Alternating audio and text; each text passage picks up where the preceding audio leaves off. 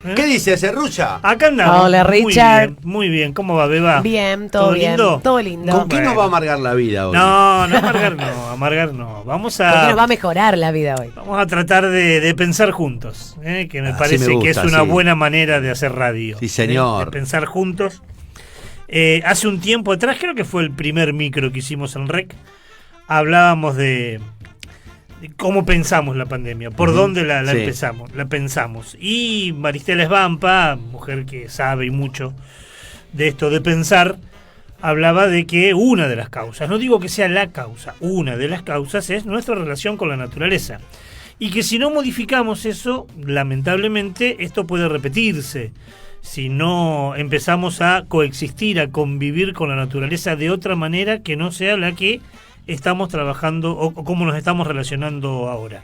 Por eso muchos pensadores e intelectuales mundiales hablan de una crisis civilizatoria o de una crisis ambiental. Nosotros los argentinos que tenemos un máster en crisis...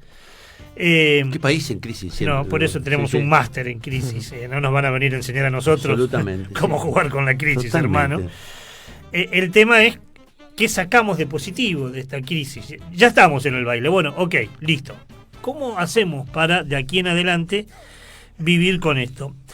Y hoy vamos a traer varias voces interesantes. Uno de ellos es Guiraudo. Guiraudo es un científico de la Universidad Nacional del Litoral, actualmente Alejandro Guiraudo, no me salía el nombre. Ah, sí, sí. Biólogo, Sí. biólogo, investigador del CONICET. Él está en estos momentos, la pandemia ¿Lo encontró lo dónde? encontró en los esteros de Liberá, en Corrientes, laburando, y se quedó. Entonces hablamos con él de muchos temas. Alejandro hace un interesante recorrido histórico, porque es biólogo, pero es un tipo muy interesado por las ciencias sociales, y habla de esta relación que ha tenido el hombre con la naturaleza, cómo desde y yo sé que esto a vos te va a gustar especialmente, cómo desde los imperios europeos que entran en América, que entran en África, en un irrespetuoso recorrido, lo que nos deja el tiempo radial, cómo se fue dando en la historia la relación del hombre con la naturaleza y cuánto ha generado esto hasta llegar hoy en la relación del hombre con la naturaleza y cuánto ha generado esto desde lo pandémico. Insisto, en un irrespetuoso recorrido, menos de 2 minutos, Bueno. Alejandro intenta hacernos ver desde los imperios y las colonias a hoy la relación entre la humanidad y la pandemia. A ver. Holanda, todos los países nórdicos, cuando se expanden por el mundo, empiezan ya un proceso de modificaciones y posteriormente las monarquías son puestas en tela de juicio por la Revolución Francesa. Pero también se empieza a desarrollar la tecnología y la ciencia, tanto en la guerra y en la capacidad de colonización, como en fabricar máquinas cada vez más eficientes. Cuando se da la revolución industrial, que tiene un eje en Inglaterra sobre todo, y rápidamente se expande por Europa y también en América del Norte, que América del Norte fue colonizada por ingleses justamente, esos países empiezan a perfeccionar sus maquinarias y ahí se empiezan a vivir en ciudades que crecen cada vez más, son cada vez más populosas, y las personas que deciden sobre la naturaleza y ya teniendo también los palacios monárquicos y toda una vida bastante alejada de la naturaleza, ahí hay un hito de cambio de visión de las relaciones naturaleza-sociedad. Empezamos a creer que el mundo artificial que nosotros éramos capaces de crear era suficiente y que no dependíamos más de la naturaleza.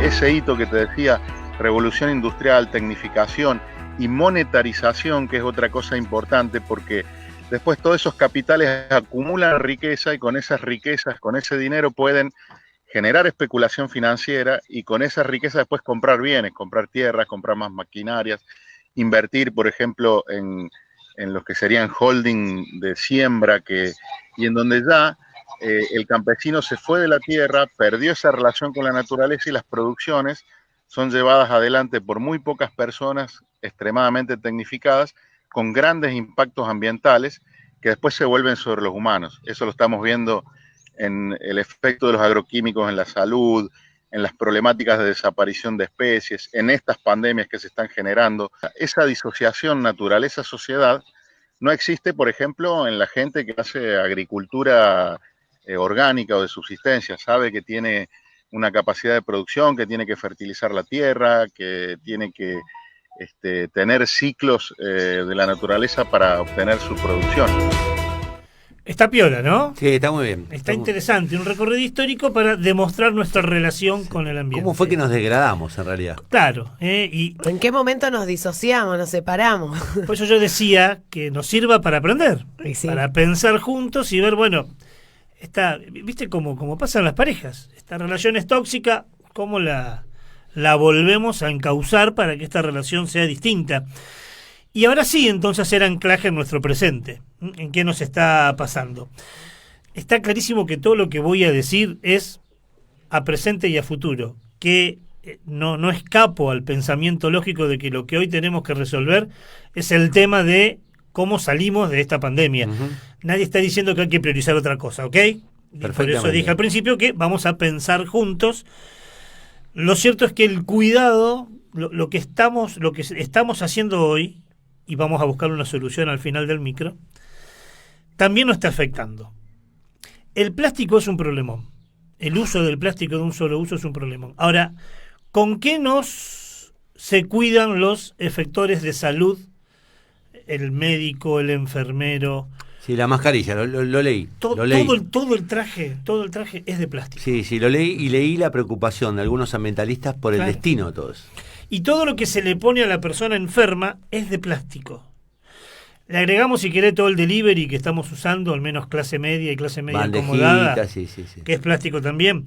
Las bebidas que seguimos consumiendo por del mismo ejemplo, modo con plástico. Mira, Martín Bletter, otro científico. Mira que no traje ninguna voz ambientalista, traje todo voces de científicos. Martín Bletter es del Instituto de Limnología de aquí de Santa Fe, investigador del CONICET. En el 2017 hizo un trabajo en la laguna Setúbal, muy difundido, y la laguna Setúbal tenía algo así como 100 botellas de plásticos por kilómetro. Uno de los lugares de mayor contaminación en el mundo, teniendo en cuenta la relación cantidad de plástico con kilómetros. Nuestra laguna Setúbal. Nuestra laguna Setúbal es el lugar en relación cantidad de plástico, extensión de kilómetros, el de mayor concentración de plástico en el mundo. Lo dice Martín Bletter, lo dice un investigador. Jodeme. Sí. Por ejemplo, hay 100 botellas por kilómetro en la laguna Setúbal y 700 fragmentos diminutos de plástico por metro cuadrado en la laguna Setúbal. 700, ¿viste el microplástico, el que se morfa el pescado y el que nosotros consumimos con el agua potabilizada? Naciones Unidas dijo el año pasado, en el 2019, que el plástico era un problemón. ¿Qué es lo que está pasando con el plástico? ¿Dónde va el plástico que se utiliza en pandemia? Y entiendo que irá a los procesos de clasificación de basura. ¿Vos decís? No sé, no tengo idea. Bueno, mira dónde va.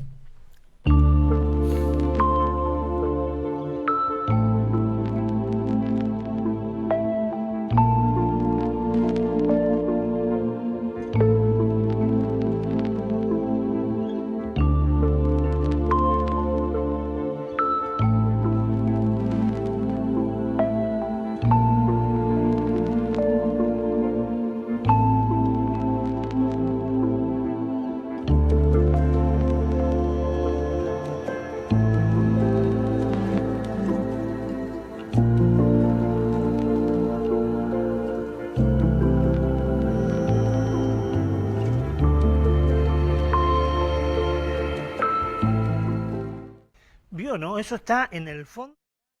Perdón. En el fondo del mar. Bueno, yo te voy a contar algo que me acabo de buscarlo porque fue una de las cosas que más me impresionó este fin de semana. Pará, le comentamos a la gente que está escuchando a través de la aplicación que todo va al fondo del mar. Perdón, claro.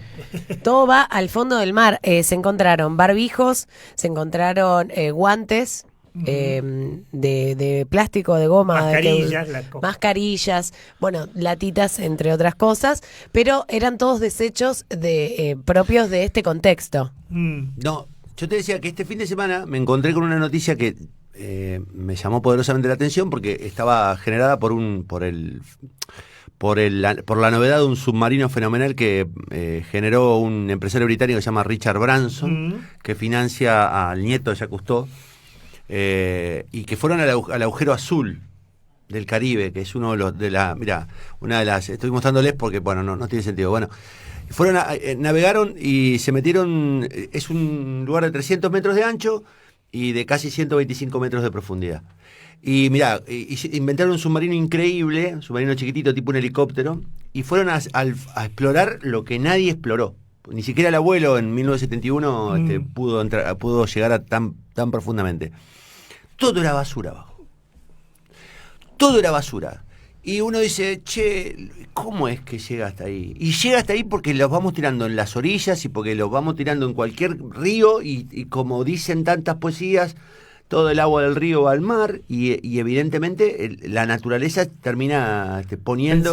Pensemos en el santafesino o el santotomecino que tira el plástico, lo deja en la laguna Setúbal o en el río Salado. Sí, y va al río Paraná, de la Setúbal va al Paraná, y lo otro, del Paraná va al río de la Plata, y el río de la Plata va al Océano Atlántico. Ahora, yo te pregunto, Ricardo, sí, Martíncho. ¿Esto es falta de educación por parte de la gente? Digo, educación de que alguien, no sé, el Estado, la familia o quien sea, tuvo que enseñarle, che, mirá, no tires la botella cuando termines la cerveza o la gaseosa. Tirala en un tacho y si no tenés un tacho, guardátela hasta que llegues a tu casa. ¿O tendrían que poner un montón de tachos y gente cuidando que no tiren nada? Yo siempre digo que es un combo, ¿no? Que hay como una responsabilidad dual. Hay una responsabilidad individual, social, sin lugar a dudas que lo hay. Que cada uno de nosotros somos responsables de lo que generamos en todo. En este caso concreto, Martín, de la basura. Somos responsables. Uno es responsable de consumir y desechar. Es un acto político, pero sin lugar a dudas. Y hay una responsabilidad del Estado concreta desde la educación y la incentivación hasta que haya lugares. Pero vos sabés que en la costanera santafesina, y no es necesariamente un punto que se lo tiene que sumar ni esta administración ni la anterior, desde hace mucho tiempo, si vos caminás por la costanera santafesina, hay montones de basureros. Pero hay muchos. Yo vivo cerca de la costanera y suelo ir a la costanera a caminar. Y te diría que hay 2 por cuadra. Hay 2 por cuadra. Por eso digo que son responsabilidades compartidas, como en otros lugares no hay, como en el Parque del Sur, por ejemplo, casi no hay, en la costanera santafesina hay. ¿Por qué traemos todo esto? E insisto con esto, Connie, Beba, Martín, el principal problema hoy es salir de la pandemia. Sí. Ahora, pensemos a presente y a futuro. ¿Cómo eliminamos lo que vamos a hacer? Porque este va a ser un problema. Va a ser una de las consecuencias, va a ser qué hacemos con el plástico. Qué loco, porque uno dice, bueno, ¿cuántos barbijos inventaron? Se crearon, se produjeron en los últimos 6 meses. La Universidad Nacional de México hizo un cálculo de que por enfermo y por día se utilizan 2 kilos de plástico. Tenemos más de 2,5 millones de enfermos. Yo ya saqué el cálculo. Dígame. Cálculo, Solo en mascarillas, hoy hay 200.000 millones de mascarillas y de guantes por mes en el mundo. Solo de mascarillas y guantes. 200.000 millones de mascarillas y guantes por mes se utilizan en el mundo. ¿Y la población mundial de cuántos somos? 7.000, 6.000. O sea que tenemos... No, es increíble. 200.000 millones de guantes y mascarillas en el mundo. ¿Cuántos infectados hay en el mundo hoy? ¿29 millones? Sí, 30. 29 millones. Son 58 millones de kilos de plástico por día por enfermo. ¿Por día? Por enfermo. No, es una... Porque todo eso es plástico no reciclable. Claro. Me cagaste la vida. Vamos a ver que son reciclables. No, vamos a ver me cagaste la mañana. Ya está. Ya no quiero saber más nada. Esa es mi función. No, digo, vamos. Voy a salir a quemar mascarillas. Como los anticuarentenas. Con el humo vas a contaminar, Connie. Vas a contaminar con el humo. La Universidad de México dice que son 2 kilos de plástico por enfermo por día, son 29 millones de infectados. No, pero tanto como 2 kilos, kilos. Y dice, si REC me paga el viaje a México, yo te traigo una entrevista desde México. Yo te lo pago, tengo la fortuna de saber que no vas a poder llegar, ni vas a poder ir. Vamos a hacerlo más chiquito. En Argentina hoy hay 556.000 infectados. Dato que saqué hoy a las 9 de la mañana. Medio millón, ponele sobre el medio millón. Bueno, ¿qué cálculo hiciste? Son 1.112, 1.112.000 kilos de plásticos. 500.000 infectados, 1.112.000 kilos de plástico. ¿Dónde va todo eso? Bueno, hablamos con Jorge Balini, especialista en higiene y seguridad laboral. Habla de qué hacer con esto y te juro que después de lo de Balini te doy una buena noticia. A ver. Por hoy, en cuanto a la pandemia, mucho de lo que sale como barbijo o como tapaboca tendría que recuperarse. El tema es que, si bien es cierto, como vos decías, la preocupación es en hospitales. ¿Por qué? Porque el resto de la comunidad no está usando barbijo descartable, está usando barbijo que los lava, los utiliza nuevamente. Entonces, por ese motivo no habría descarte de patológico. Pero, si nos ponemos a pensar, todo aquel que pueda llegar a tener síntomas de gripe, de fiebre, de angina o de lo que sea, ese descarte, ese residuo es un residuo patológico, porque puede llegar a contaminar. Entonces, lo vemos ahora en la pandemia, pero lo tuvimos siempre y lo vamos a seguir teniendo, porque el común de la gente descarta el pañuelo descartable en la bolsa de basura. Y esa bolsa de basura va a parar al basurero de la municipalidad, de la comuna, del lugar o de la zona. Y ahí es donde empiezan las transmisiones. Por eso es que a veces los grandes conglomerados, como se denominó la ciudad, el Gran Santa Fe, el Gran Paraná, el Gran Rosario, el Gran Buenos Aires, el AMBA, son ciudades en donde tienen grandes problemas de contaminaciones a raíz de todo eso. No solamente la contaminación industrial, los grandes basureros. Por otro lado, gran cantidad de lo que son los plásticos que van saliendo y que se van descartando de todo lo que es no solamente patológicos, residuos en general. Hay muchos compuestos que no lo vemos como plástico, están ocasionando grandes cantidades de problemas. Jorge Bianchini, especialista en higiene y seguridad laboral. ¿Cuál es la solución? Ya nos tenemos que ir para no... ¿No había plantas de residuos patológicos y todo eso? Sí, había en Santo Tomé. ¿Te acordás? No está más Santo Tomé. Pero es una realidad, Connie. O sea, la gente no toma en cuenta tirar el pañuelo descartable aparte. Claro. Los pañuelitos, esto te iba a decir, una de las grandes consignas es dejar de comprar esos pañuelos humedecidos. Claro. Porque son los más tóxicos y contaminantes. Claro, y uno los tira. ¿Qué va a hacer con un pañuelo? Húmedas. Las toallitas húmedas. Lo tirás en la basura habitual. Claro, ¿no? la habitual. Debe ser. ¿Y cuál es la buena noticia? Porque hasta ahora estoy deprimido, estoy a punto de... La semana pasada... Nos arruinaste la mañana, y ponerme intoxicado. La semana pasada una universidad de la India, una universidad pública de la India, hizo una investigación ya publicada en revistas internacionales y todos, que plantea cómo reciclar todo lo que sea plástico pospandémico y convertirlo en biocombustible líquido. Ah, bien. O sea que, viste que dijimos al principio cómo pensar juntos. La idea no es, por eso... no, nunca se me hubiese ocurrido igual. La gran pulseada de los que estamos en el ambiente es convencer a la gente que no queremos vivir como en el siglo XVIII, que nos encanta el confort, que nos gusta vivir bien, pero que para tener confort y vivir bien, fundamentalmente tenemos que vivir. Y la disyuntiva es, ¿cómo hacemos para producir, para vivir bien, sin explotar el mundo? De eso yo te propongo hablar de esto en alguna otra ocasión, que es el tema de la producción del biogás. Sí. De cómo de la basura y de un montón de restos pueden surgir alternativas de combustibles. De esto, de las mascarillas de post-pandemia, se hace biocombustible líquido. Bueno, vos sabés que a mí una cosa que más me duele de todo este proceso político que está viviendo Santa Fe, entre otras cosas, es que se suspendieron todas las actividades y todos los programas de energía alternativa. Sí. Están paralizados. ¿Te acordás del programa Prosumidores, todo eso? Prosumidores, la planta de energía solar que hay ahí cerca en San Lorenzo. Sí, era un programa que venía muy bien. Era y muy lo buena. pararon todo. Era muy buena. Bueno, Yo no estoy de acuerdo con el biocombustible a partir del producto alimenticio, de la soja. Ese yo soy un ignorante, así que no sé. Se puede hacer biocombustible desde la basura o se puede hacer biocombustible desde la soja. Pero al punto que voy, es increíble cómo si tenemos esa salida con la basura, con la energía solar. ¿Cómo es que no la producimos? Y con esto de los prosumidores, que era una idea muy piola, porque yo lo que hacía era poner un panel de energía solar en mi casa, y gastar, y lo que consumía lo que necesitaba consumir, lo que sobraba lo ponía, lo inyectaba en la red, integrado. Y la EPE me decía, mire, usted me dio a mí tantos kilovatios de energía, así que le voy a descontar los resultados. Estaba buenísimo. Estaba buenísimo. ¿No?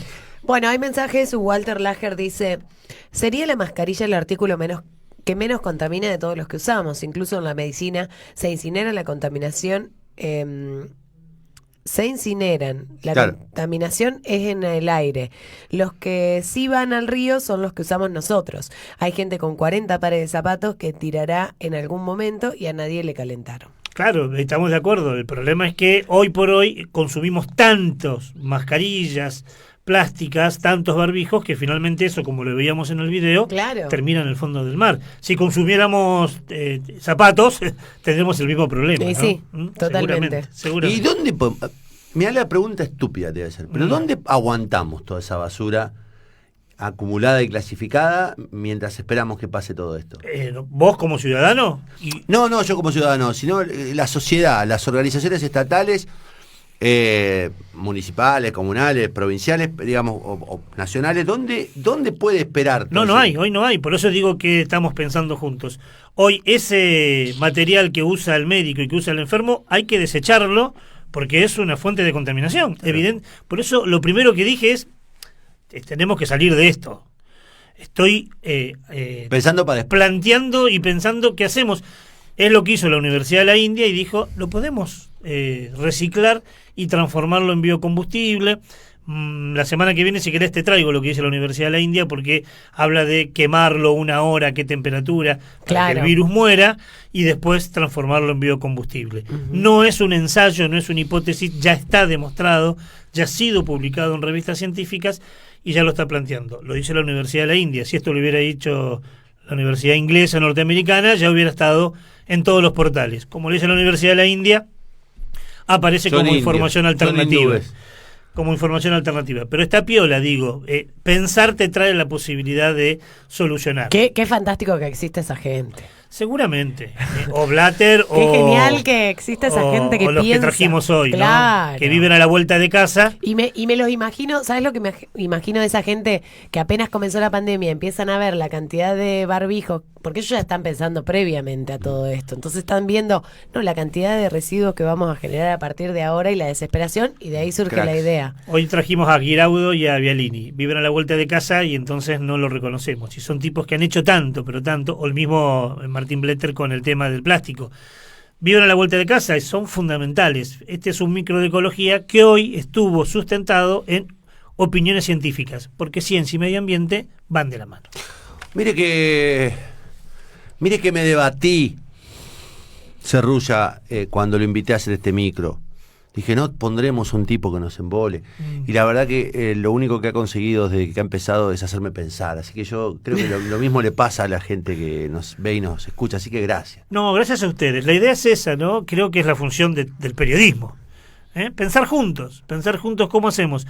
No necesariamente siempre, a veces sí, los temas se dividen en buenos y malos. No, obviamente. A veces sí, a veces hay gente que no quiere cagar la vida, Connie, desde hace mucho tiempo. Hay gente mala, mala leche. Pero a veces el tema es cómo pensamos juntos y cómo cambiamos actitudes para vivir todos un poquito mejor. De eso se trata.